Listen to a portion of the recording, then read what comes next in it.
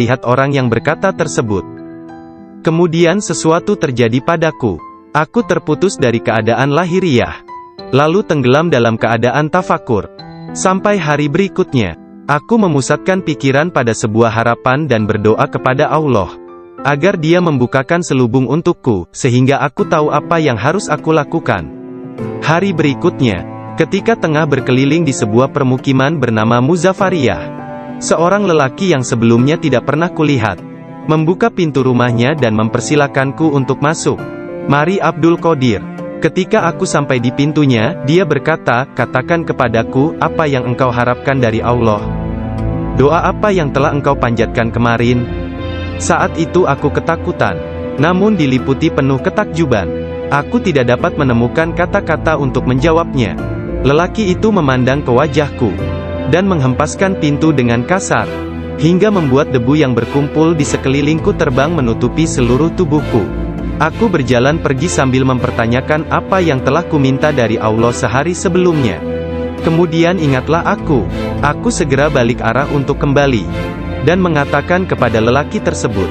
Tetapi aku tidak dapat menemukannya, baik rumah ataupun dirinya. Aku sangat bimbang, ketika menyadari bahwa dia adalah seorang yang dekat kepada Allah Ta'ala. Sungguh, akhirnya aku mengetahui, beliau adalah Syekh Hamad Ad-Dabas yang telah menjadi guruku. Pada suatu malam yang dingin dan hujan gerimis, satu tangan yang tidak terlihat jelas membawa Syekh Abdul Qadir Al-Jailani ke tempat bermalam para sufi atau zawiyah milik Syekh Abdul Hamad bin Muslim Ad-Dabas. Syekh yang mengetahui berkat ilham ilahiyah tentang kedatangan Syekh Abdul Qadir Al-Jailani menutup pintu-pintu tempat menginap sufiyah dan memadamkan lampu. Ketika beliau duduk di ambang pintu yang terkunci, beliau tertidur dan mimpi basah di malam hari. Lalu dia mandi di sungai dan mengambil wudhu. Dia tertidur lagi. Kejadian tersebut berulang sampai 7 kali pada malam itu. Maka beliau kembali mandi dan berwudhu menggunakan air yang sedingin es. Pada esok harinya, pintu gerbang telah terbuka, dan Abdul Qadir memasuki tempat penginapan sufi.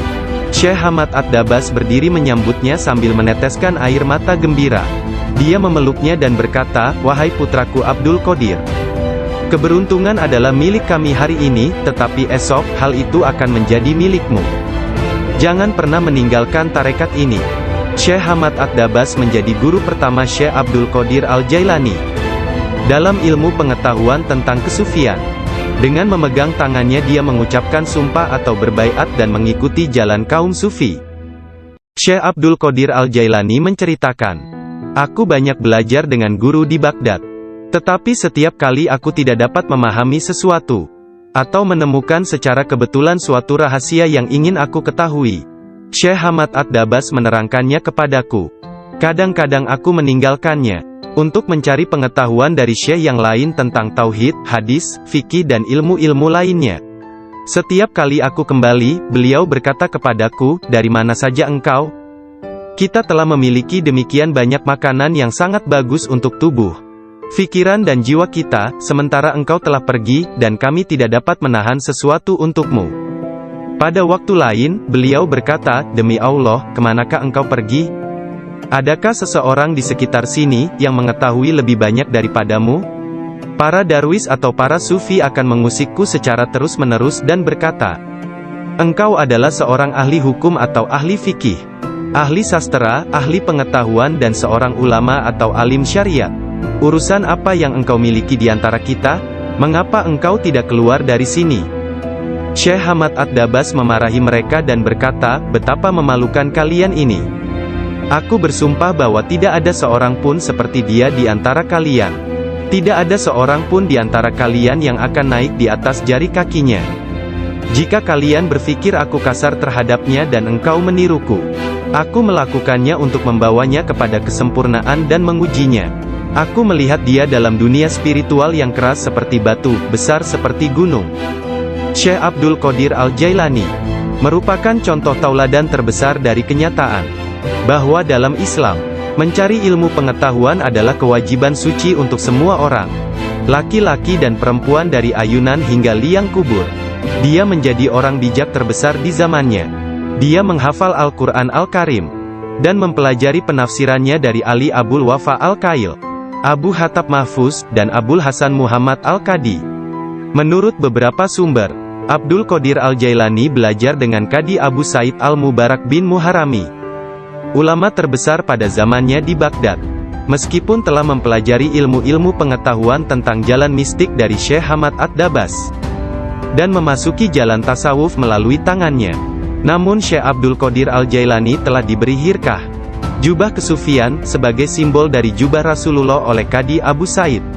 Garis silsilah ijazah spiritual dari Qadi Abu Said Al-Mubarak bin Ali Al-Muharrami, melalui Syekh Abu Hasan Ali bin Muhammad Al-Qurashi, dari Abul Faraj At-Tursusi dari At-Tamimi, dari Syekh Abu Bakar As-Shibli dari Abul Qasim Al-Junaid, dari Sari As-Sakati dari Ma'ruf Al-Karhi, dari Dawud At-Tayyah dari Habib Al-Jami, dari Hasan Al-Basri dari Imam Ali bin Abi Talib. Imam Ali menerima hirkah, jubah kesufian, dari tangan mulia Nabi Muhammad kekasih Allah, Tuhan semesta alam, dan beliau menerimanya dari malaikat utama Jibril alaihissalam, yang menerimanya dari kebenaran Tuhan, Allah Azza wa Jalla. Seseorang bertanya kepada Syekh Abdul Qadir Al-Jailani, apakah yang dia terima dari Allah Ta'ala? Beliau menjawab, tingkah laku dan pengetahuan yang baik. Qadi Abu Said Al-Muharrami berkata, sesungguhnya Abdul Qadir Al-Jailani menerima hirkah dari tanganku, tetapi aku juga menerima hirkah dari tangannya.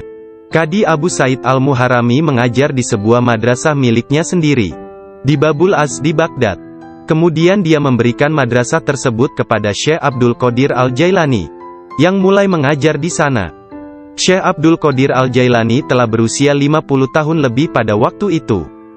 Kata-kata dan ucapannya mempesona dan menakjubkan, sehingga menggugah hati orang-orang yang mendengarnya.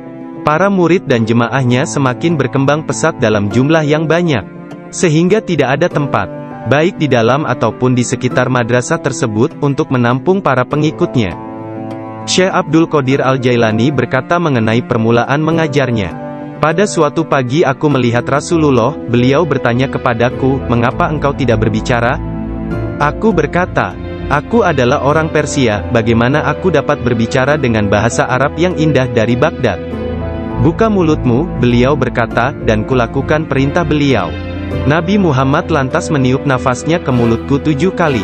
Lalu berkata, pergilah, tunjukilah umat manusia, dan ajaklah mereka kepada jalan Tuhanmu, dengan bijak dan kata-kata indah. Aku menjalankan sholat zuhur, dan aku melihat orang telah ramai sedang menungguku berbicara. Ketika melihat mereka, aku menjadi gembira, namun lidahku seakan-akan terkunci. Kemudian aku melihat Imam Ali bin Abi Talib yang diberkati. Dia mendatangiku dan memintaku untuk membuka mulut. Kemudian meniupkan nafasnya sendiri ke dalam mulutku sebanyak 6 kali. Aku bertanya, mengapa Anda tidak melakukannya sebanyak 7 kali, seperti yang dilakukan Rasulullah? Sayyidina Ali berkata, karena rasa hormatku kepada Rasulullah. Kemudian Sayyidina Ali pun menghilang. Dari mulutku yang terbuka, keluarlah kata-kata, sesungguhnya fikiran adalah juru selam. Menyelam jauh ke dalam lautan hati untuk menemukan mutiara kebijaksanaan. Ketika dia membawanya ke pantai kemakhlukannya, dia tumpah dalam bentuk kata-kata dari bibirnya. Dan dengan itu, dia membeli ketaatan tak ternilai di pasar-pasar ibadah Allah. Kemudian aku berkata, dalam suatu malam, seperti salah satu dari malamku, jika seseorang di antaramu hendak membunuh keinginan-keinginan rendahnya, kematian akan terasa begitu manis, sehingga engkau tidak akan dapat merasakan sesuatu yang lain di dunia ini. Sejak saat itu, walau bagaimanapun keadaannya, sekalipun bangun atau tidur, aku tetap mempertahankan tugasku mengajar. Banyak sekali pengetahuan tentang keimanan dan agama dalam diriku. Jika tidak berbicara dan menuangkannya keluar, aku akan merasakan bahwa hal itu akan menenggelamkan diriku. Ketika pertama kali mengajar, aku hanya mempunyai 2 atau 3 orang murid saja. Ketika mereka mendengarku, jumlah mereka bertambah menjadi 70.000 orang. Madrasahnya maupun lingkungan di sekitarnya tidak dapat menampung para pengikutnya. Oleh sebab itu, dicarilah tempat yang lebih luas. Orang kaya dan orang miskin di Baghdad turut membantu dalam penambahan bangunan-bangunan yang baru. Mereka yang kaya membantu dengan dana, sedangkan yang miskin membantu dengan tenaga mereka, termasuklah kaum perempuan, yang turut membantu bekerja. Kelak Syekh Abdul Qadir Al-Jailani merupakan seorang imam, ahli dalam masalah-masalah keagamaan, tauhid dan fikih, dan pemimpin dari mazhab Syafi'i dan Hambali dalam Islam. Beliau adalah seorang yang sangat bijaksana dan berpengetahuan luas. Doanya segera dikabulkan, baik ketika berdoa untuk kebaikan dan berdoa untuk hukuman. Dia adalah seorang yang banyak melakukan karomah. Manusia sempurna, yang selalu sadar serta ingat kepada Allah Azza wa Jalla. Muraqabah, berfikir, menerima dan memberi pelajaran. Dia mempunyai hati yang lembut, sifat yang mulia dan wajah yang selalu tersenyum. Dia orang yang peka dan memiliki sikap yang sangat baik. Berakhlak dalam tabiat serta dermawan dalam memberi materi dan nasihat serta pengetahuan. Dia mencintai orang-orang, tetapi secara khususnya, terhadap orang-orang yang beriman dan mengabdikan diri, serta beribadah kepada Zat yang Maha Esa, menolong kepada siapa yang beriman. Dia tampan, selalu berpakaian rapi, pembicaraannya tidak berlebihan dan sia-sia. Apabila berbicara, meskipun dia berbicara dengan cepat, tetapi setiap kata dan suku katanya yang keluar, terdengar jelas. Beliau berbicara dengan penuh keindahan, dan dia berbicara kebenaran. Berbicara tentang kebenaran tanpa ragu-ragu. Karena dia tidak peduli, apakah dia akan dipuji, dikritik atau dicaci. Ketika Khalifah Al-Muqtafi mengangkat Yahya bin Said sebagai Qadi, Ketua Hakim, Syekh Abdul Qadir Al-Jailani memberitahukannya di hadapan orang ramai. Dengan mengatakan, Anda telah mengangkat seorang tiran, orang yang zalim, yang paling buruk sebagai hakim atas orang-orang yang beriman. Biarlah kita lihat, bagaimana Anda akan menjawab untuk diri Anda sendiri kelak. Ketika Anda dihadapkan kepada Hakim yang Maha Agung, Allah Azza wa Jalla, Tuhan semesta alam. Mendengar hal ini, Khalifah tergoncang dan meneteskan air mata, lalu ia segera memecat sang hakim. Penduduk kota Baghdad mengalami kemajuan dalam hal akhlak dan rohani dan tingkah laku. Melalui pengaruhnya, kebanyakan warga kota bertaubat dan menyatakan penyesalan, mengikuti akhlak yang baik dan perintah-perintah Islam. Syekh Abdul Qadir Al-Jailani dicintai dan dihormati oleh setiap orang, dan pengaruhnya tersebar kemana-mana. Orang-orang berbudi mencintainya, sedangkan para tiran, orang yang zalim, dan orang jahat takut kepadanya.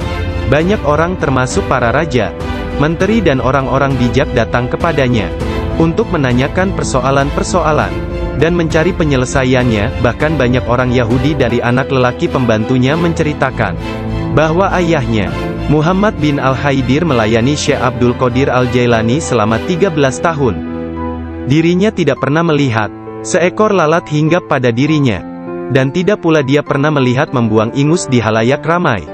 Meskipun Tuan Syekh memperlakukan kaum lemah dan miskin dengan rasa hormat yang besar, pembantunya tidak pernah melihatnya berdiri ketika para sultan datang mengunjunginya, dan tidak pula dia mengunjungi mereka, atau dia tidak memakan makanan mereka kecuali sekali.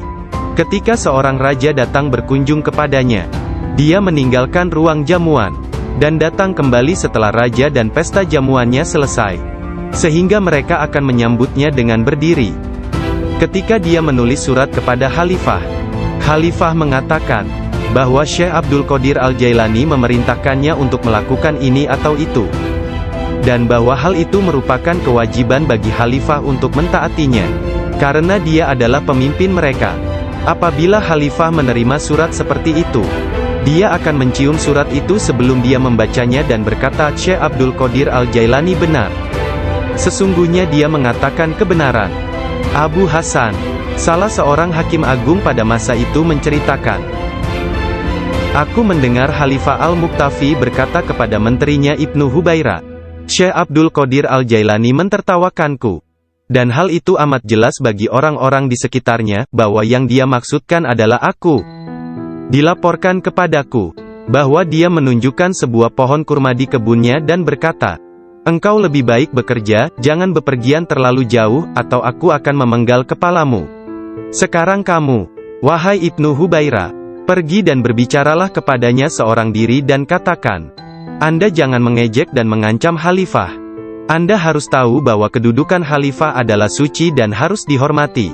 Sang Menteri Ibnu Hubairah pun pergi kepada Syekh Abdul Qadir Al-Jailani, dan melihatnya sedang berkumpul dengan kerumunan orang ramai. Dalam pembicaraannya pada satu pokok, tiba-tiba Syekh Abdul Qadir menyatakan, sesungguhnya aku akan memenggal kepalanya juga. Sang Menteri merasa bahwa yang Syekh maksudkan adalah dia. Sang Menteri pun ketakutan. Dia pun melarikan diri, dan mengisahkan apa yang terjadi terhadap dirinya kepada Khalifah. Mendengar kisahnya, sang Khalifah meneteskan air mata dan berkata, sungguh, Syekh Abdul Qadir Al-Jailani adalah orang yang hebat. Lalu, Khalifah pergi sendiri menemui Syekh. Pada pertemuan tersebut, Syekh memberinya banyak nasihat, dan Khalifah tak bisa membendung air matanya dan terus menangis.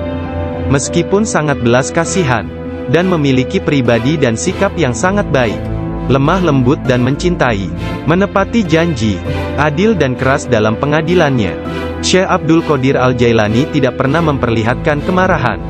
Apabila kesalahan tersebut hanya menyangkut pribadinya, tetapi sesuatu kesalahan yang dilakukan terhadap keimanan dan agama, dia akan marah besar dan memberi hukuman yang berat.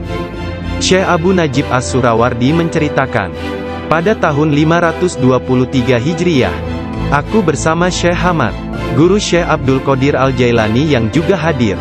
Ketika itu Syekh Abdul Qadir Al-Jailani membuat pernyataan keras.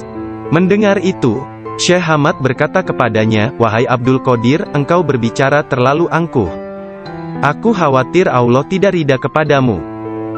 Syekh Abdul Qadir Al-Jailani meletakkan tangannya di atas dada Syekh Hamad lalu berkata, lihat telapak tanganku dengan mata hati, dan berkata lagi, dan katakan kepadaku, apa yang tertulis di atasnya?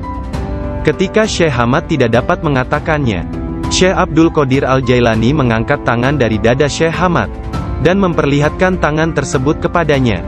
Di atasnya tertulis tulisan bercahaya, yakni, dia menerima 70 janji dari Allah, bahwa dia tidak akan pernah dikecewakan. Syekh Hamad melihatnya. Dia berkata, tidak akan pernah ada yang mampu keberatan pada orang yang diberkati dengan janji ilahiyah seperti itu. Tidak ada seorang pun dapat berkeberatan kepadanya. Allah Ta'ala memberkati siapa saja yang Dia kehendaki di antara hamba-hambanya. Syekh Abdul Qadir Al-Jailani sering berkata, tidak ada seorang pun di antara muridku akan mati sebelum mereka taubat penuh penyesalan. Mereka semua akan mati sebagai hamba-hamba Allah yang beriman. Masing-masing di antara pengikutku akan menyelamatkan 7 orang saudaranya yang berdosa dari api neraka.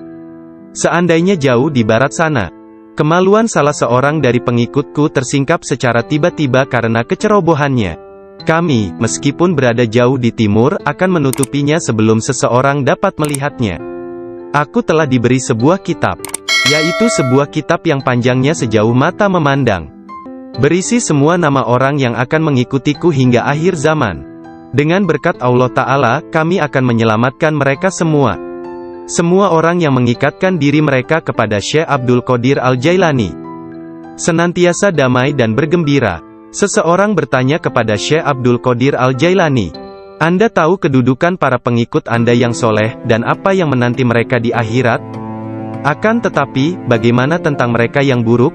Beliau menjawab, orang-orang yang soleh sayang kepadaku dan aku menyayanginya, demi menyelamatkan mereka yang buruk. Seorang wanita muda menjadi pengikut Syekh Abdul Qadir Al-Jailani yang tinggal di Sri Lanka. Pada suatu hari, dia diserang di sebuah tempat yang sepi oleh seorang lelaki yang hendak memperkosanya. Dalam keadaan tidak berdaya, dia berteriak, "Selamatkan aku, wahai Syekhku Abdul Qadir Al-Jailani." Saat itu, Syekh Abdul Qadir Al-Jailani sedang mengambil wudhu di Baghdad. Orang-orang melihat Syekh tiba-tiba berhenti, kemudian dengan marah, dia mengambil terompahnya, sandal, dan melemparkannya ke atas. Mereka tidak melihat terompah tersebut jatuh. Ternyata, terompah tersebut jatuh di atas kepala orang yang sedang menyerang gadis muda itu di Sri Lanka. Dan pria tersebut pun meninggal dunia. Disebutkan bahwa terompah tersebut tetap berada di sana, disimpan sebagai barang peninggalan. Syekh At-Tustari menceritakan bahwa suatu hari para pengikut Syekh Abdul Qadir Al-Jailani di Baghdad mencari Syekh Abdul Qadir Al-Jailani kemana-mana. Tiba-tiba seseorang berkata kepada mereka bahwa dirinya telah melihat Syekh Abdul Qadir Al-Jailani sedang berjalan menuju ke sungai Tigris. Lalu para muridnya berlarian menuju ke sana hendak menyusulnya. Ketika sampai di sungai tersebut, mereka melihat syekhnya itu sedang berada di tengah sungai, berjalan di atas air menuju ke arah mereka. Semua ikan pada waktu itu menjulurkan kepalanya ke atas permukaan air, dan memberi salam kepada Syekh Abdul Qadir Al-Jailani.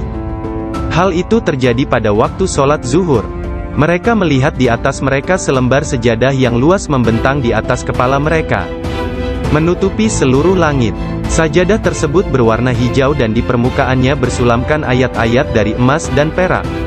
Sejadah tersebut melayang seperti sejadah terbangnya Nabi Sulaiman, dan turun ke bumi. Orang-orang merasa takjub, diam dan dengan tenang mereka berjalan menuju kepadanya. Syekh Abdul Qadir Al-Jailani berpakaian indah, melangkah di atas sejadah tersebut, dan memimpin mereka melakukan sholat di atasnya. Ketika dia mengangkat tangannya dan mengucapkan Allahu Akbar, seluruhnya seolah-olah menggemakan suara yang sama. Ketika dia berdoa, para malaikat dari 7 petala langit dalam paduan suara mengulang doanya.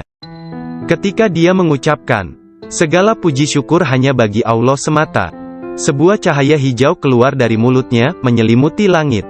Pada akhir sholat setelah salam, Syekh Abdul Qadir Al-Jailani membuka kedua tangannya dan berkata, Ya Allah ya Tuhanku, demi leluhurku Nabi Muhammad kekasihmu, dan demi orang-orang di antara ciptaanmu yang takut dan mencintaimu, jangan ambil sesuatu dari para pengikutku, sampai mereka dimaafkan dari dosa-dosanya, dan sampai keimanan mereka sempurna. Pada saat itu, setiap orang mendengar dengungan senandung dari para malaikat dan mengatakan, Amin. Mereka juga mengikuti para malaikat dengan mengucapkan Amin. Kemudian mereka mendengar satu suara hatif dari dalam diri mereka, kata-kata, bergembiralah, aku telah menerima doa kalian.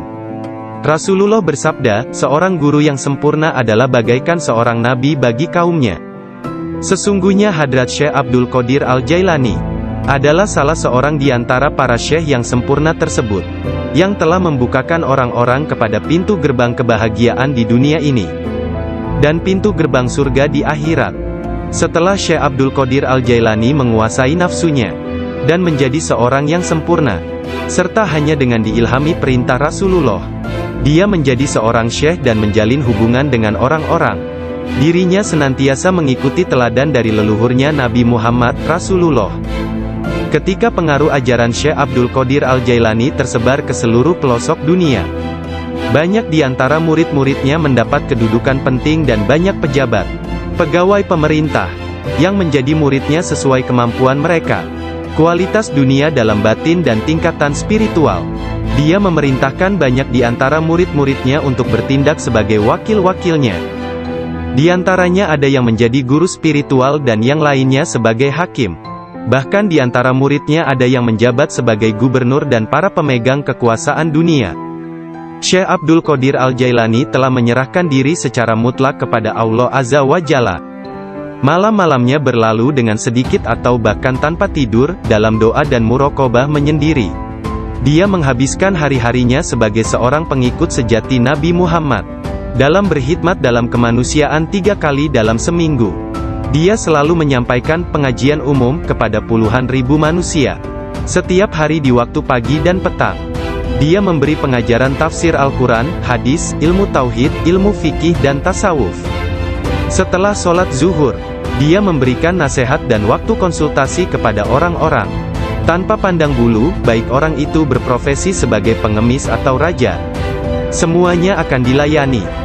Sebelum sholat asar, baik cuaca hujan ataupun cerah, dia pergi ke jalanan untuk membagikan makanan kepada orang-orang miskin. Dalam seluruh hari-harinya di bulan Ramadan, Syekh Abdul Qadir Al-Jailani hanya makan sekali sehari. Setelah sholat maghrib, beliau tidak pernah makan sendirian. Pembantunya akan berdiri di pintu menanyakan orang-orang yang lewat. Jika mereka yang lewat ada yang belum makan, agar mereka ikut makan. Syekh Abdul Qadir Al-Jailani wafat pada hari Sabtu tanggal 8 Rabiul Tsani tahun 561 Hijriah, 1166 Masehi, pada usia 91 tahun. Makamnya yang berada di Madrasah Babut Darajah di kota Baghdad, Irak, menjadi tempat penting dari kunjungan para penziarah kaum sufi dan semua muslim. Ketika mengidap penyakit yang mengantarkannya pada kewafatannya itu, salah seorang anak lelakinya yaitu Abdul Aziz melihat bahwa dia menderita sakit yang luar biasa, meregang dan menggulingkan tubuh di tempat tidurnya. "Jangan mencemaskanku," Syekh berkata kepada putranya. "Aku berbalik dan berbalik lagi dalam pengetahuan Allah Azza wa Jalla." Ketika anak lelakinya yang lain, yakni Abdul Jabbar bertanya kepadanya tentang rasa sakitnya, dia berkata, "Semua tubuhku terasa sakit kecuali hatiku. Tidak ada rasa sakit di sini karena hati ini bersama Allah."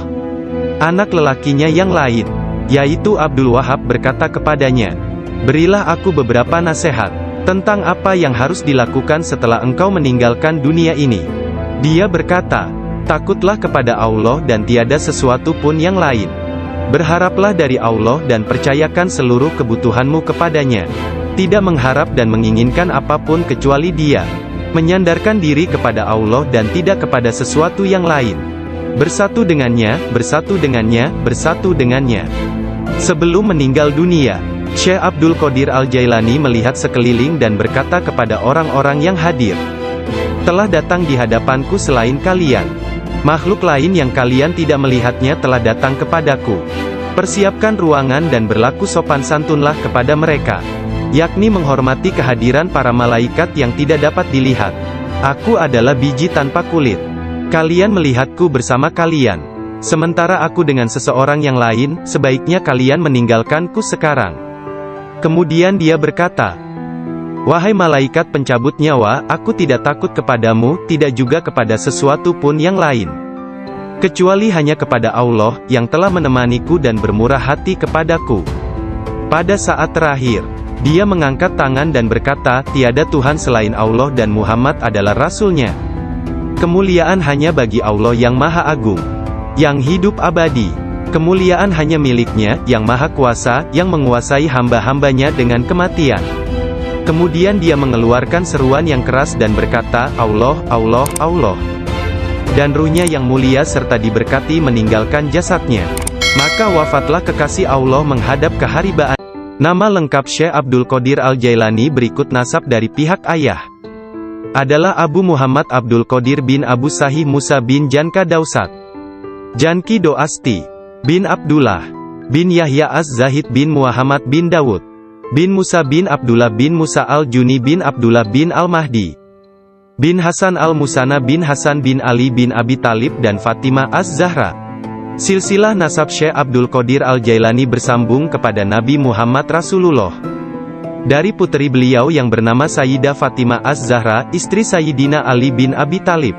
Adapun silsilah dari ibunya adalah Abdul Qadir bin Fatimah binti Abdullah, bin Abu Jamaluddin bin Tahir bin Abdullah bin Kamaluddin Isa, bin Muhammad Al-Jawad bin Ali Ar-Rida bin Musa Al-Kazim, bin Jafar As-Sadiq bin Muhammad Al-Bakir bin Ali Zainul Abidin, bin Husain bin Ali bin Abi Talib. Sepanjang masa bayinya, Syekh Abdul Qadir Jailani tidak pernah makan selama bulan puasa. Suatu ketika pada awal Ramadan, cuaca mendung dan orang-orang tidak dapat melihat bulan baru. Tidak tahu apakah bulan Ramadan sesungguhnya telah masuk atau belum. Mereka datang kepada Ummul Khair Fatimah, ibunda Syekh Abdul Qadir, dan menanyakan apakah si anak sudah makan hari itu. Karena dia belum makan, mereka menetapkan bahwa puasa telah dimulai. Abdul Qadir Al-Jailani menceritakan, "Ketika kecil, setiap hari aku selalu didatangi seorang malaikat dalam bentuk pemuda tampan. Dia berjalan bersamaku dari rumah ke madrasah, dan membuat anak-anak lain di dalam kelas memberiku tempat di barisan pertama. Dia tinggal bersamaku sepanjang hari dan kemudian membawaku pulang ke rumah. Dalam sehari, aku belajar lebih banyak daripada murid lain yang belajar dalam 1 minggu. Awalnya aku tidak tahu siapa dia. Suatu hari, aku bertanya kepadanya, dan dia berkata, aku salah satu malaikat Allah. Dia mengirim dan memerintahku untuk bersamamu selama engkau belajar." Beliau kembali menceritakan mengenai masa kanak-kanaknya. Dia berkata, "Setiap kali ingin pergi bermain dengan anak-anak lain, aku mendengar satu suara berkata, 'Datanglah kepadaku sebagai gantinya, wahai orang yang diberkati. Datanglah kepadaku.' Dalam keadaan ketakutan, aku pergi dan mencari ketenangan di balik lengan ibuku. Sekarang, Bahkan dalam ketaatan penuh dan halwat yang panjang, aku tidak dapat mendengar dengan jelas suara tersebut. Ketika Abdul Qadir Al-Jailani ditanya oleh seseorang, apa kuncinya yang membawa dirinya pada tingkatan spiritual yang tinggi? Beliau berkata, kejujuran yang telah aku janjikan kepada ibuku. Abdul Qadir Al-Jailani menceritakannya sebagai berikut. Suatu hari, malam Aidul Adha, aku pergi ke ladang kami untuk membantu menggarap tanah. Semasa aku berjalan di belakang lembu jantan, dia memalingkan kepalanya dan memandangku seraya berkata, "Engkau tidak diciptakan untuk pekerjaan ini." Sungguh, aku sangat ketakutan dan berlari ke rumah dan memanjat ke atap rumah petak bertingkat. Ketika melihat keluar, tiba-tiba aku melihat para jemaah haji sedang berkumpul wukuf di Padang Arafah. Di Arabia, tepat di depanku. Lalu aku segera pergi menemui ibuku, yang waktu itu sudah menjadi janda, dan meminta kepadanya, "Kirimlah aku ke jalan kebenaran, dan berilah aku izin untuk pergi ke Baghdad, untuk mendapatkan ilmu pengetahuan bersama-sama orang bijak, dan orang-orang yang dekat kepada Allah Azza wa Jalla." Ibu bertanya kepadaku, "Apa alasan permintaanmu yang tiba-tiba tersebut?" Aku mengatakan kepadanya, apa yang telah terjadi pada diriku. Beliau menangis mendengar ceritaku, lalu mengeluarkan 80 keping emas. Semuanya adalah warisan ayahku. Dia menyisihkan 40 untuk saudaraku yang laki-laki. 40 keping lainnya dijahit di bagian ketiak mantelku. Kemudian dia mengizinkan untuk meninggalkan dirinya. Sebelum membiarkan aku pergi, beliau menasehatiku, bahwa aku harus berkata benar, dan menjadi orang yang jujur apapun yang terjadi. Ibu melepas kepergianku dengan kata-kata, "Mudah-mudahan Allah melindungi dan membimbingmu wahai anakku. Aku memisahkan diriku sendiri dari orang yang paling mencintaiku karena Allah. Aku tahu bahwa aku tidak akan dapat melihatmu sampai hari pengadilan terakhir tiba." Aku bergabung dengan sebuah kafilah yang pergi ke Baghdad. Ketika kami telah meninggalkan kota Hamadan, sekelompok perampok jalanan, 60 penunggang kuda yang gagah menyerang kami. Mereka mengambil segala sesuatu yang dibawa kafilah tersebut. Salah seorang di antara mereka datang kepadaku dan bertanya, "Hai anak muda, harta apa yang engkau miliki?" Aku menceritakan kepadanya, bahwa aku memiliki 40 keping emas.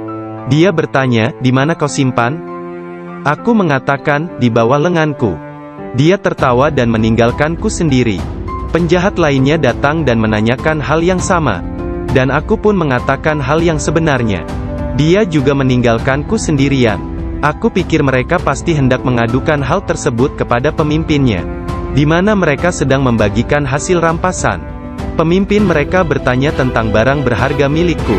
Aku mengatakan kepadanya, bahwa aku memiliki 40 keping emas, yang dijahit di mantelku di bawah ketiak.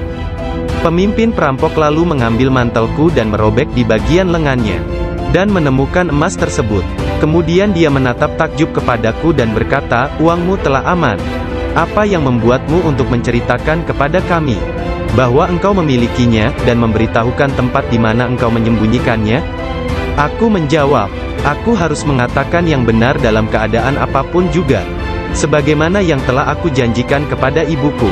Ketika kepala perampok mendengar hal itu, ia menitiskan air mata dan berkata, "Aku telah mengingkari janjiku kepada siapa yang telah menciptakanku. Aku mencuri dan membunuh. Apa yang akan terjadi padaku?" Kemudian anak buahnya memandangnya sambil berkata, "Engkau telah menjadi pemimpin kami selama bertahun-tahun dalam perbuatan dosa ini. Sekarang juga engkau tetap menjadi pemimpin kami dalam penyesalan." Ke-60 orang itu memegang tanganku, dan menyatakan penyesalannya serta keinginannya untuk mengubah jalan mereka. Mereka merupakan orang pertama yang memegang tanganku, dan mendapatkan ampunan untuk dosa-dosa mereka. Ketika Syekh Abdul Qadir Al-Jailani tiba di Baghdad, beliau berusia 18 tahun. Tatkala dia mencapai pintu gerbang kota, Nabi Khidir muncul dan menghalanginya untuk memasuki kota. Nabi Khidir berkata kepadanya, bahwasanya hal itu ia lakukan atas perintah Allah, agar ia tidak memasuki kota Baghdad hingga 7 tahun ke depan. Nabi Khidir membawanya ke sebuah runtuhan di gurun pasir dan berkata, "Diamlah engkau di sini dan jangan meninggalkan tempat ini." Syekh Abdul Qadir Al-Jailani tetap tinggal di sana selama 3 tahun. Setiap tahunnya Khidir datang kepadanya, dan berkata kepadanya di mana dirinya harus tinggal. Syekh Abdul Qadir Al-Jailani bercerita tentang masa 3 tahun yang dilaluinya tersebut. Saat dalam proses mujahadah dan riyadah. Selama aku tinggal di gurun, di luar kota Baghdad, semua keindahan dunia telah datang menggodaku. Allah telah memberikanku kemenangan atasnya. Nafsuku mengunjungiku setiap hari, dalam wujud dan bentukku sendiri dan meminta untuk menjadi temannya. Ketika aku akan menolaknya, ia hendak menyerangku. Allah memberiku kemenangan dalam perlawananku. Dan pada waktunya, aku dapat menjadikannya tawananku, dan menahannya bersamaku selama tahun-tahun itu, serta memaksanya untuk tinggal di runtuhan padang pasir. 1 tahun penuh, aku telah makan rerumputan dan akar-akarnya yang kutemukan. Dan aku tidak minum air apapun. Tahun yang lain aku minum air, tetapi tidak makan apapun. Tahun selanjutnya aku makan, tidak minum ataupun tidur. Sepanjang waktu itu, aku hidup dalam runtuhan dari istana raja-raja kuno Parsi di Kurd. Aku berjalan dengan kaki telanjang, tanpa alas kaki di atas duri padang pasir, dan tidak merasakan apapun. Setiap kali aku melihat sebuah batu atau bukit yang terjal, aku memanjatnya. Aku tidak memberikan istirahat 1 menit pun, atau menyenangkan nafsuku kepada keinginan-keinginan rendah badaniyah, jasmaniku. Pada akhir dari masa 7 tahun itu, aku mendengar satu suara pada suatu malam. Hai Abdul Qadir, engkau sekarang diizinkan memasuki kota Baghdad. Aku tiba di Baghdad, dan melewatkan beberapa hari di sana. Tetapi aku tidak dapat berada di sana dalam keadaan yang penuh hasutan, kejahatan, tipu daya, yang telah menjadi kebiasaan kota. Lalu untuk menyelamatkan diriku sendiri dari kejahatan kota, yang telah mengalami kemerosotan akhlak, guna menyelamatkan keimananku, aku meninggalkannya. Hanya kitab suci Al-Quran yang kubawa bersamaku. Saat tiba di pintu gerbang, dalam perjalanan untuk berkholwat di padang pasir, aku mendengar satu suara, "Kemana engkau hendak pergi?" Kata suara itu, "Kembalilah, engkau harus melayani orang-orang." "Apa yang dapat kupedulikan tentang orang lain?" sanggahku. "Aku ingin menyelamatkan keimananku. Kembalilah dan jangan pernah merasa bimbang terhadap keimananmu." Suara itu melanjutkan, "Tidak ada sesuatu pun yang akan membahayakanmu." Aku sungguh tidak dapat melihat orang yang berkata tersebut. Kemudian sesuatu terjadi padaku. Aku terputus dari keadaan lahiriah, lalu tenggelam dalam keadaan tafakur. Sampai hari berikutnya, aku memusatkan pikiran pada sebuah harapan dan berdoa kepada Allah, agar Dia membukakan selubung untukku, sehingga aku tahu apa yang harus aku lakukan. Hari berikutnya, ketika tengah berkeliling di sebuah permukiman bernama Muzaffariyah, seorang lelaki yang sebelumnya tidak pernah kulihat, membuka pintu rumahnya dan mempersilakanku untuk masuk. "Mari Abdul Qadir." Ketika aku sampai di pintunya, dia berkata, "Katakan kepadaku, apa yang engkau harapkan dari Allah? Doa apa yang telah engkau panjatkan kemarin?" Saat itu aku ketakutan, namun diliputi penuh ketakjuban. Aku tidak dapat menemukan kata-kata untuk menjawabnya. Lelaki itu memandang ke wajahku, dan menghempaskan pintu dengan kasar, hingga membuat debu yang berkumpul di sekelilingku terbang menutupi seluruh tubuhku. Aku berjalan pergi sambil mempertanyakan apa yang telah kuminta dari Allah sehari sebelumnya. Kemudian ingatlah aku segera balik arah untuk kembali, dan mengatakan kepada lelaki tersebut. Tetapi aku tidak dapat menemukannya, baik rumah ataupun dirinya. Aku sangat bimbang, ketika menyadari bahwa dia adalah seorang yang dekat kepada Allah Ta'ala. Sungguh, akhirnya aku mengetahui, beliau adalah Syekh Hamad Ad-Dabas yang telah menjadi guruku. Pada suatu malam yang dingin dan hujan gerimis, satu tangan yang tidak terlihat jelas membawa Syekh Abdul Qadir Al-Jailani ke tempat bermalam para sufi atau zawiyah, milik Syekh Abdul Hamad bin Muslim Ad-Dabas. Syekh yang mengetahui berkat ilham ilahiyah tentang kedatangan Syekh Abdul Qadir Al-Jailani, menutup pintu-pintu tempat menginap sufiyah dan memadamkan lampu. Ketika beliau duduk di ambang pintu yang terkunci, beliau tertidur dan mimpi basah di malam hari. Lalu dia mandi di sungai dan mengambil wudhu. Dia tertidur lagi. Kejadian tersebut berulang sampai 7 kali pada malam itu. Maka beliau kembali mandi dan berwudu menggunakan air yang sedingin. Yang maksudkan adalah dia. Sang menteri pun ketakutan. Dia pun melarikan diri, dan mengisahkan apa yang terjadi terhadap dirinya kepada Khalifah. Mendengar kisahnya, sang Khalifah meneteskan air mata dan berkata, "Sungguh, Syekh Abdul Qadir Al-Jailani adalah orang yang hebat." Lalu, Khalifah pergi sendiri menemui Syekh. Pada pertemuan tersebut, Syekh memberinya banyak nasihat, dan Khalifah tak bisa membendung air matanya dan terus menangis. Meskipun sangat belas kasihan, dan memiliki pribadi dan sikap yang sangat baik, lemah lembut dan mencintai, menepati janji, adil dan keras dalam pengadilannya, Syekh Abdul Qadir Al-Jailani tidak pernah memperlihatkan kemarahan. Apabila kesalahan tersebut hanya menyangkut pribadinya, tetapi sesuatu kesalahan yang dilakukan terhadap keimanan dan agama, dia akan marah besar dan memberi hukuman yang berat. Syekh Abu Najib As-Surawardi menceritakan, pada tahun 523 Hijriyah, aku bersama Syekh Hamad, guru Syekh Abdul Qadir Al-Jailani yang juga hadir. Ketika itu Syekh Abdul Qadir Al-Jailani membuat pernyataan keras. Mendengar itu, Syekh Hamad berkata kepadanya, "Wahai Abdul Qadir, engkau berbicara terlalu angkuh. Aku khawatir Allah tidak ridha kepadamu." Syekh Abdul Qadir Al-Jailani meletakkan tangannya di atas dada Syekh Hamad lalu berkata, "Lihat telapak tanganku dengan mata hati, dan berkata lagi, dan katakan kepadaku, apa yang tertulis di atasnya." Ketika Syekh Hamad tidak dapat mengatakannya, Syekh Abdul Qadir Al-Jailani mengangkat tangan dari dada Syekh Hamad, dan memperlihatkan tangan tersebut kepadanya. Di atasnya tertulis tulisan bercahaya, yakni, dia menerima 70 janji dari Allah, bahwa dia tidak akan pernah dikecewakan. Syekh Hamad melihatnya. Dia berkata, "Tidak akan pernah ada yang mampu keberatan pada orang yang diberkati dengan janji ilahiyah seperti itu. Tidak ada seorang pun dapat berkeberatan kepadanya. Allah Ta'ala memberkati siapa saja yang Dia kehendaki di antara hamba-hambanya." Syekh Abdul Qadir Al-Jailani sering berkata, "Tidak ada seorang pun di antara muridku akan mati sebelum mereka taubat penuh penyesalan. Mereka semua akan mati sebagai hamba-hamba Allah yang beriman. Masing-masing di antara pengikutku akan menyelamatkan 7 orang saudaranya yang berdosa dari api neraka. Seandainya jauh di barat sana, kemaluan salah seorang dari pengikutku tersingkap secara tiba-tiba karena kecerobohannya, kami, meskipun berada jauh di timur, akan menutupinya sebelum seseorang dapat melihatnya. Aku telah diberi sebuah kitab, yaitu sebuah kitab yang panjangnya sejauh mata memandang, berisi semua nama orang yang akan mengikutiku hingga akhir zaman. Dengan berkat Allah Ta'ala, kami akan menyelamatkan mereka semua. Semua orang yang mengikatkan diri mereka kepada Syekh Abdul Qadir Al-Jailani senantiasa damai dan bergembira." Seseorang bertanya kepada Syekh Abdul Qadir Al-Jailani, "Anda tahu kedudukan para pengikut Anda yang soleh, dan apa yang menanti mereka di akhirat? Akan tetapi, bagaimana tentang mereka yang buruk?" Beliau menjawab, "Orang-orang yang soleh sayang kepadaku dan aku menyayanginya, demi menyelamatkan mereka yang buruk." Seorang wanita muda menjadi pengikut Syekh Abdul Qadir Al-Jailani yang tinggal di Sri Lanka.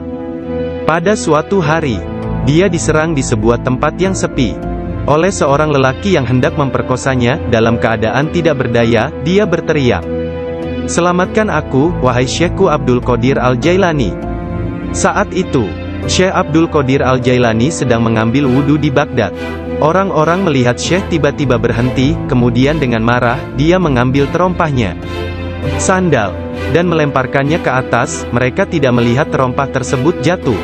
Ternyata, terompah tersebut jatuh di atas kepala orang yang sedang menyerang gadis muda itu di Sri Lanka. Dan pria tersebut pun meninggal dunia.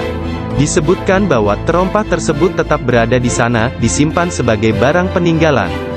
Syekh At-Tustari menceritakan bahwa suatu hari para pengikut Syekh Abdul Qadir Al-Jailani di Baghdad mencari Syekh Abdul Qadir Al-Jailani kemana-mana.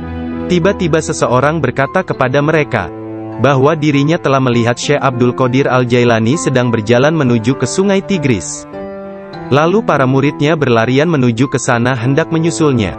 Ketika sampai di sungai tersebut, mereka melihat syekhnya itu sedang berada di tengah sungai, berjalan di atas air menuju ke arah mereka.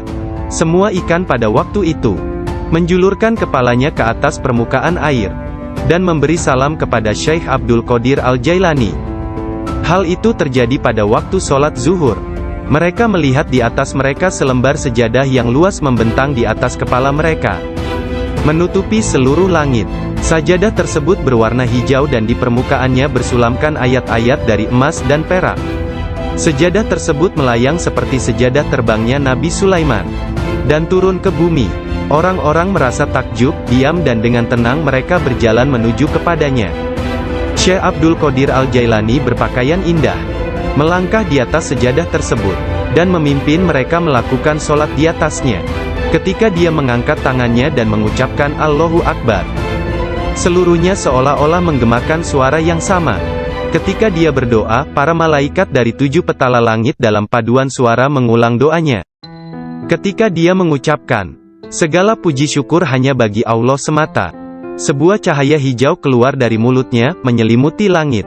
Pada akhir sholat setelah salam, Syekh Abdul Qadir Al-Jailani membuka kedua tangannya dan berkata, Ya Allah ya Tuhanku, demi leluhurku Nabi Muhammad kekasihmu, dan demi orang-orang di antara ciptaanmu yang takut dan mencintaimu, jangan ambil sesuatu dari para pengikutku, sampai mereka dimaafkan dari dosa-dosanya, dan sampai keimanan mereka sempurna. Pada saat itu, setiap orang mendengar dengungan senandung dari para malaikat dan mengatakan, Amin. Mereka juga mengikuti para malaikat dengan mengucapkan Amin. Kemudian mereka mendengar satu suara hatif dari dalam diri mereka, kata-kata, bergembiralah, aku telah menerima doa kalian. Rasulullah bersabda, seorang guru yang sempurna adalah bagaikan seorang nabi bagi kaumnya. Sesungguhnya Hadrat Syekh Abdul Qadir Al-Jailani adalah salah seorang di antara para syekh yang sempurna tersebut, yang telah membukakan orang-orang kepada pintu gerbang kebahagiaan di dunia ini, dan pintu gerbang surga di akhirat. Setelah Syekh Abdul Qadir Al-Jailani menguasai nafsunya, dan menjadi seorang yang sempurna, serta hanya dengan diilhami perintah Rasulullah, dia menjadi seorang syekh dan menjalin hubungan dengan orang-orang. Dirinya senantiasa mengikuti teladan dari leluhurnya Nabi Muhammad, Rasulullah. Ketika pengaruh ajaran Syekh Abdul Qadir Al-Jailani tersebar ke seluruh pelosok dunia, banyak di antara murid-muridnya mendapat kedudukan penting dan banyak pejabat, pegawai pemerintah, yang menjadi muridnya sesuai kemampuan mereka, kualitas dunia dalam batin dan tingkatan spiritual. Dia memerintahkan banyak di antara murid-muridnya untuk bertindak sebagai wakil-wakilnya. Di antaranya ada yang menjadi guru spiritual dan yang lainnya sebagai hakim. Bahkan di antara muridnya ada yang menjabat sebagai gubernur dan para pemegang kekuasaan dunia. Syekh Abdul Qadir Al-Jailani telah menyerahkan diri secara mutlak kepada Allah Azza wa Jalla. Malam-malamnya berlalu dengan sedikit atau bahkan tanpa tidur, dalam doa dan muraqabah menyendiri. Dia menghabiskan hari-harinya sebagai seorang pengikut sejati Nabi Muhammad, dalam berkhidmat dalam kemanusiaan 3 kali dalam seminggu. Dia selalu menyampaikan pengajian umum kepada puluhan ribu manusia, setiap hari di waktu pagi dan petang. Dia memberi pengajaran tafsir Al-Quran, hadis, ilmu tauhid, ilmu fikih dan tasawuf. Setelah sholat zuhur, dia memberikan nasihat dan waktu konsultasi kepada orang-orang, tanpa pandang bulu, baik orang itu berprofesi sebagai pengemis atau raja. Semuanya akan dilayani. Sebelum sholat asar, baik cuaca hujan ataupun cerah, dia pergi ke jalanan untuk membagikan makanan kepada orang-orang miskin. Dalam seluruh hari-harinya di bulan Ramadan, Syekh Abdul Qadir Al-Jailani hanya makan sekali sehari. Setelah sholat maghrib, beliau tidak pernah makan sendirian. Pembantunya akan berdiri di pintu menanyakan orang-orang yang lewat. Jika mereka yang lewat ada yang belum makan, agar mereka ikut makan. Syekh Abdul Qadir Al-Jailani wafat pada hari Sabtu tanggal 8 Rabiul Tsani tahun 561 Hijriah, 1166 Masehi, pada usia 91 tahun. Makamnya yang berada di Madrasah Babut Darajah di kota Baghdad, Irak, menjadi tempat penting dari kunjungan para penziarah kaum sufi dan semua muslim. Ketika mengidap penyakit yang mengantarkannya pada kewafatannya itu, salah seorang anak lelakinya yaitu Abdul Aziz melihat bahwa dia menderita sakit yang luar biasa, meregang dan menggulingkan tubuh di tempat tidurnya. Jangan mencemaskanku, Syekh berkata kepada putranya. Aku berbalik dan berbalik lagi dalam pengetahuan Allah Azza wa Jalla. Ketika anak lelakinya yang lain yakni Abdul Jabbar bertanya kepadanya tentang rasa sakitnya. Dia berkata, "Semua tubuhku terasa sakit kecuali hatiku. Tidak ada rasa sakit di sini karena hati ini bersama Allah." Anak lelakinya yang lain, yaitu Abdul Wahab berkata kepadanya, "Berilah aku beberapa nasihat tentang apa yang harus dilakukan setelah engkau meninggalkan dunia ini." Dia berkata, "Takutlah kepada Allah dan tiada sesuatu pun yang lain. Berharaplah dari Allah dan percayakan seluruh kebutuhanmu kepadanya. Tidak mengharap dan menginginkan apapun kecuali Dia. Menyandarkan diri kepada Allah dan tidak kepada sesuatu yang lain. Bersatu dengannya, bersatu dengannya, bersatu dengannya." Sebelum meninggal dunia, Syekh Abdul Qadir Al-Jailani melihat sekeliling dan berkata kepada orang-orang yang hadir, "Telah datang di hadapanku selain kalian. Makhluk lain yang kalian tidak melihatnya telah datang kepadaku. Persiapkan ruangan dan berlaku sopan santunlah kepada mereka, yakni menghormati kehadiran para malaikat yang tidak dapat dilihat. Aku adalah biji tanpa kulit. Kalian melihatku bersama kalian. Sementara aku dengan seseorang yang lain, sebaiknya kalian meninggalkanku sekarang." Kemudian dia berkata, "Wahai malaikat pencabut nyawa, aku tidak takut kepadamu, tidak juga kepada sesuatu pun yang lain. Kecuali hanya kepada Allah, yang telah menemaniku dan bermurah hati kepadaku." Pada saat terakhir, dia mengangkat tangan dan berkata, "Tiada Tuhan selain Allah dan Muhammad adalah Rasul-Nya. Kemuliaan hanya bagi Allah yang Maha Agung, yang hidup abadi. Kemuliaan hanya milik-Nya, yang Maha Kuasa, yang menguasai hamba-hambanya dengan kematian."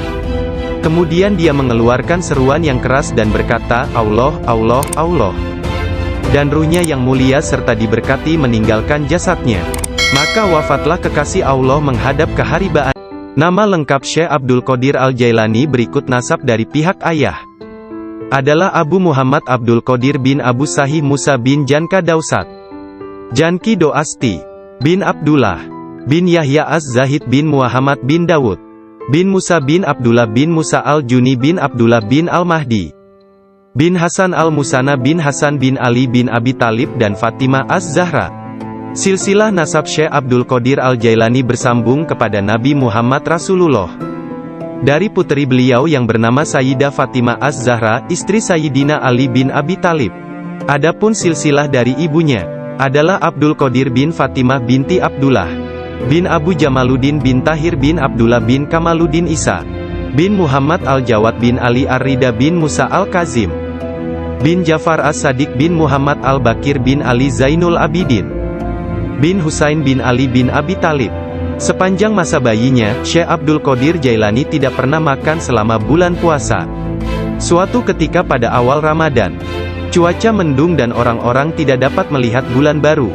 Tidak tahu apakah bulan Ramadan sesungguhnya telah masuk atau belum. Mereka datang kepada Ummul Khair Fatimah, ibunda Syekh Abdul Qadir, dan menanyakan apakah si anak sudah makan hari itu. Karena dia belum makan, mereka menetapkan bahwa puasa telah dimulai. Abdul Qadir Al-Jailani menceritakan, "Ketika kecil, setiap hari aku selalu didatangi seorang malaikat dalam bentuk pemuda tampan. Dia berjalan bersamaku dari rumah ke madrasah, dan membuat anak-anak lain di dalam kelas memberiku tempat di barisan pertama. Dia tinggal bersamaku sepanjang hari dan kemudian membawaku pulang ke rumah. Dalam sehari, aku belajar lebih banyak daripada murid lain yang belajar dalam 1 minggu. Awalnya aku tidak tahu siapa dia. Suatu hari, aku bertanya kepadanya, dan dia berkata, 'Aku salah satu malaikat Allah. Dia mengirim dan memerintahku untuk bersamamu selama engkau belajar.' Beliau kembali menceritakan mengenai masa kanak-kanaknya. Dia berkata, 'Setiap kali ingin pergi bermain dengan anak-anak lain, aku mendengar satu suara berkata, "Datanglah kepadaku sebagai gantinya, wahai orang yang diberkati. Datanglah kepadaku." Dalam keadaan ketakutan, aku pergi dan mencari ketenangan di balik lengan ibuku. Sekarang, bahkan dalam ketaatan penuh dan halwat yang panjang, aku tidak dapat mendengar dengan jelas suara tersebut." Ketika Abdul Qadir Al-Jailani ditanya oleh seseorang, apa kuncinya yang membawa dirinya pada tingkatan spiritual yang tinggi, beliau berkata, "Kejujuran yang telah aku janjikan kepada ibuku." Abdul Qadir Al-Jailani menceritakannya sebagai berikut. Suatu hari, malam Idul Adha, Aku pergi ke ladang kami untuk membantu menggarap tanah. Semasa aku berjalan di belakang lembu jantan, dia memalingkan kepalanya dan memandangku seraya berkata, "Engkau tidak diciptakan untuk pekerjaan ini." Sungguh, aku sangat ketakutan dan berlari ke rumah dan memanjat ke atap rumah petak bertingkat. Ketika melihat keluar, tiba-tiba aku melihat para jemaah haji sedang berkumpul wukuf di Padang Arafah. Di Arabia, tepat di depanku. Lalu aku segera pergi menemui ibuku, yang waktu itu sudah menjadi janda, dan meminta kepadanya, "Kirimlah aku ke jalan kebenaran, dan berilah aku izin untuk pergi ke Baghdad, untuk mendapatkan ilmu pengetahuan bersama-sama orang bijak, dan orang-orang yang dekat kepada Allah Azza wa Jalla." Ibu bertanya kepadaku, "Apa alasan permintaanmu yang tiba-tiba tersebut?" Aku mengatakan kepadanya apa yang telah terjadi pada diriku. Beliau menangis mendengar ceritaku, lalu mengeluarkan 80 keping emas. Semuanya adalah warisan ayahku. Dia menyisihkan 40 untuk saudaraku yang laki-laki. 40 keping lainnya dijahit di bagian ketiak mantelku. Kemudian dia mengizinkan untuk meninggalkan dirinya. Sebelum membiarkan aku pergi, beliau menasehatiku, bahwa aku harus berkata benar, dan menjadi orang yang jujur apapun yang terjadi. Ibu melepas kepergianku dengan kata-kata, "Mudah-mudahan Allah melindungi dan membimbingmu wahai anakku. Aku memisahkan diriku sendiri dari orang yang paling mencintaiku karena Allah. Aku tahu bahwa aku tidak akan dapat melihatmu sampai hari pengadilan terakhir tiba." Aku bergabung dengan sebuah kafilah yang pergi ke Baghdad. Ketika kami telah meninggalkan kota Hamadan, sekelompok perampok jalanan, 60 penunggang kuda yang gagah menyerang kami. Mereka mengambil segala sesuatu yang dibawa kafilah tersebut. Salah seorang di antara mereka datang kepadaku dan bertanya, "Hai anak muda, harta apa yang engkau miliki?" Aku menceritakan kepadanya bahwa aku memiliki 40 keping emas. Dia bertanya, "Di mana kau simpan?" Aku mengatakan, "Di bawah lenganku." Dia tertawa dan meninggalkanku sendiri. Penjahat lainnya datang dan menanyakan hal yang sama, dan aku pun mengatakan hal yang sebenarnya. Dia juga meninggalkanku sendirian. Aku pikir mereka pasti hendak mengadukan hal tersebut kepada pemimpinnya, di mana mereka sedang membagikan hasil rampasan. Pemimpin mereka bertanya tentang barang berharga milikku. Aku mengatakan kepadanya, bahwa aku memiliki 40 keping emas, yang dijahit di mantelku di bawah ketiak. Pemimpin perampok lalu mengambil mantelku dan merobek di bagian lengannya, dan menemukan emas tersebut. Kemudian dia menatap takjub kepadaku dan berkata, "Uangmu telah aman. Apa yang membuatmu untuk menceritakan kepada kami bahwa engkau memilikinya, dan memberitahukan tempat di mana engkau menyembunyikannya?" Aku menjawab, "Aku harus mengatakan yang benar dalam keadaan apapun juga, sebagaimana yang telah aku janjikan kepada ibuku." Ketika kepala perampok mendengar hal itu, ia menitiskan air mata dan berkata, "Aku telah mengingkari janjiku kepada siapa yang telah menciptakanku. Aku mencuri dan membunuh. Apa yang akan terjadi padaku?" Kemudian anak buahnya memandangnya sambil berkata, "Engkau telah menjadi pemimpin kami selama bertahun-tahun dalam perbuatan dosa ini. Sekarang juga engkau tetap menjadi pemimpin kami dalam penyesalan." Ke-60 orang itu memegang tanganku, dan menyatakan penyesalannya serta keinginannya untuk mengubah jalan mereka. Mereka merupakan orang pertama yang memegang tanganku, dan mendapatkan ampunan untuk dosa-dosa mereka. Ketika Syekh Abdul Qadir Al-Jailani tiba di Baghdad, beliau berusia 18 tahun. Tatkala dia mencapai pintu gerbang kota, Nabi Khidir muncul dan menghalanginya untuk memasuki kota. Nabi Khidir berkata kepadanya, bahwasanya hal itu ia lakukan atas perintah Allah, agar ia tidak memasuki kota Baghdad hingga 7 tahun ke depan. Nabi Khidir membawanya ke sebuah runtuhan di gurun pasir dan berkata, "Diamlah engkau di sini dan jangan meninggalkan tempat ini." Syekh Abdul Qadir Al-Jailani tetap tinggal di sana selama 3 tahun. Setiap tahunnya Khidir datang kepadanya, dan berkata kepadanya di mana dirinya harus tinggal. Syekh Abdul Qadir Al-Jailani bercerita tentang masa 3 tahun yang dilaluinya tersebut. Saat dalam proses mujahadah dan riyadah. "Selama aku tinggal di gurun, di luar kota Baghdad, semua keindahan dunia telah datang menggodaku. Allah telah memberikanku kemenangan atasnya. Nafsuku mengunjungiku setiap hari. dalam wujud dan bentukku sendiri dan meminta untuk menjadi temannya. Ketika aku akan menolaknya, ia hendak menyerangku. Allah memberiku kemenangan dalam perlaku melihat para jemaah haji sedang berkumpul wukuf di Padang Arafah. Di Arabia, tepat di depanku. Lalu aku segera pergi menemui ibuku, yang waktu itu sudah menjadi janda, dan meminta kepadanya, kirimlah aku ke jalan kebenaran, dan berilah aku izin untuk pergi ke Baghdad, untuk mendapatkan ilmu pengetahuan bersama-sama orang bijak, dan orang-orang yang dekat kepada Allah Azza wa Jalla. Ibu bertanya kepadaku, apa alasan permintaanmu yang tiba-tiba tersebut? Aku mengatakan kepadanya, apa yang telah terjadi pada diriku. Beliau menangis mendengar ceritaku, lalu mengeluarkan 80 keping emas. Semuanya adalah warisan ayahku.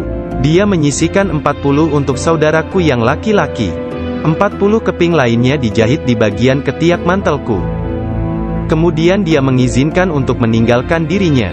Sebelum membiarkan aku pergi, beliau menasehatiku bahwa aku harus berkata benar dan menjadi orang yang jujur apapun yang terjadi. Ibu melepas kepergianku dengan kata-kata, mudah-mudahan Allah melindungi dan membimbingmu wahai anakku. Aku memisahkan diriku sendiri dari orang yang paling mencintaiku karena Allah. Aku tahu bahwa aku tidak akan dapat melihatmu sampai hari pengadilan terakhir tiba. Aku bergabung dengan sebuah kafilah yang pergi ke Baghdad. Ketika kami telah meninggalkan kota Hamadan, sekelompok perampok jalanan, 60 penunggang kuda yang gagah menyerang kami. Mereka mengambil segala sesuatu yang dibawa kafilah tersebut. Salah seorang di antara mereka datang kepadaku dan bertanya, "Hai anak muda, harta apa yang engkau miliki?" Aku menceritakan kepadanya bahwa aku memiliki 40 keping emas. Dia bertanya, "Di mana kau simpan?" Aku mengatakan, "Di bawah lenganku." Dia tertawa dan meninggalkanku sendiri. Penjahat lainnya datang dan menanyakan hal yang sama, dan aku pun mengatakan hal yang sebenarnya. Dia juga meninggalkanku sendirian. Aku pikir mereka pasti hendak mengadukan hal tersebut kepada pemimpinnya, di mana mereka sedang membagikan hasil rampasan. Pemimpin mereka bertanya tentang barang berharga milikku. Aku mengatakan kepadanya bahwa aku memiliki 40 keping emas yang dijahit di mantelku di bawah ketiak. Pemimpin perampok lalu mengambil mantelku dan merobek di bagian lengannya, dan menemukan emas tersebut. Kemudian dia menatap takjub kepadaku dan berkata, "Uangmu telah aman. Apa yang membuatmu untuk menceritakan kepada kami bahwa engkau memilikinya, dan memberitahukan tempat di mana engkau menyembunyikannya?" Aku menjawab, "Aku harus mengatakan yang benar dalam keadaan apapun juga, sebagaimana yang telah aku janjikan kepada ibuku." Ketika kepala perampok mendengar hal itu, ia menitiskan air mata dan berkata, "Aku telah mengingkari janjiku kepada siapa yang telah menciptakanku. Aku mencuri dan membunuh. Apa yang akan terjadi padaku?" Kemudian anak buahnya memandangnya sambil berkata, "Engkau telah menjadi pemimpin kami selama bertahun-tahun dalam perbuatan dosa ini. Sekarang juga engkau tetap menjadi pemimpin kami dalam penyesalan." Ke-60 orang itu memegang tanganku, dan menyatakan penyesalannya serta keinginannya untuk mengubah jalan mereka. Mereka merupakan orang pertama yang memegang tanganku, dan mendapatkan ampunan untuk dosa-dosa mereka. Ketika Syekh Abdul Qadir Al-Jailani tiba di Baghdad, beliau berusia 18 tahun. Tatkala dia mencapai pintu gerbang kota, Nabi Khidir muncul dan menghalanginya untuk memasuki kota. Nabi Khidir berkata kepadanya, bahwasanya hal itu ia lakukan atas perintah Allah, agar ia tidak memasuki kota Baghdad hingga 7 tahun ke depan. Nabi Khidir membawanya ke sebuah runtuhan di gurun pasir dan berkata, "Diamlah engkau di sini dan jangan meninggalkan tempat ini." Syekh Abdul Qadir Al-Jailani tetap tinggal di sana selama 3 tahun. Setiap tahunnya Khidir datang kepadanya, dan berkata kepadanya di mana dirinya harus tinggal. Syekh Abdul Qadir Al-Jailani bercerita tentang masa 3 tahun yang dilaluinya tersebut. Saat dalam proses mujahadah dan riyadah. "Selama aku tinggal di gurun, di luar kota Baghdad, semua keindahan dunia telah datang menggodaku. Allah telah memberikanku kemenangan atasnya. Nafsuku mengunjungiku setiap hari, dalam wujud dan bentukku sendiri dan meminta untuk menjadi temannya. Ketika aku akan menolaknya, ia hendak menyerangku. Allah memberiku kemenangan dalam perlawananku. Dan pada waktunya, Aku dapat menjadikannya tawananku, dan menahannya bersamaku selama tahun-tahun itu, serta memaksanya untuk tinggal di runtuhan padang pasir.